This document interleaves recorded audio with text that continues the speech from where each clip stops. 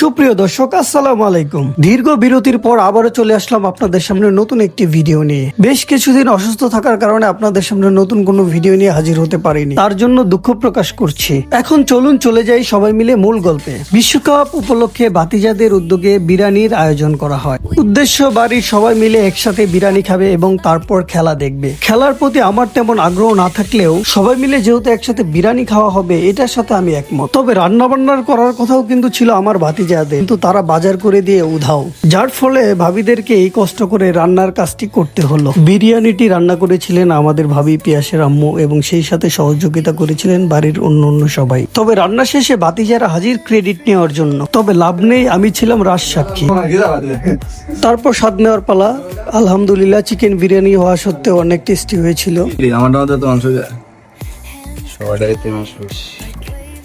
যাই হোক, সবাই মিলে একসাথে খাওয়া দাওয়া করেছে, এটাই ছিল একটি আনন্দের বিষয়। তারপর খাওয়া দাওয়া শেষ করে উদ্যোগ নেওয়া হয় সবাই একসাথে মিলে খেলা দেখবে। তবে আমি ওদের সাথে খেলা দেখতে বসছিলাম ঠিকই, কিন্তু আমার কাছে খেলা তেমন একটা ভালো লাগে না। বসে বসে ওদের দুষ্টামি উপভোগ করছিলাম আর আপনাদেরকে একটু দেখানোর চেষ্টা করছিলাম।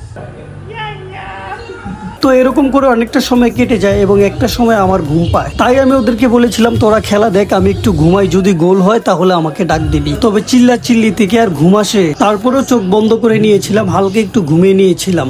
ওদের চিল্লিতে আমার ছেলের ঘুম ভেঙে যায় এবং সেও এসে খেলা দেখতে চায় আর পুরোটা সময় জুড়ে আমাকে জাগিয়ে রাখে। সে তো মেসি করে চিৎকার, মনে হলো যে সেই আমাদের সবার থেকে ভালো খেলা বুঝে। আর এভাবেই শেষ হয় আমাদের খেলা দেখা। আর এখানেই বিদায় নিয়ে নিব। সবাই ভালো থাকবেন, সুস্থ থাকবেন, আল্লাহ হাফেজ।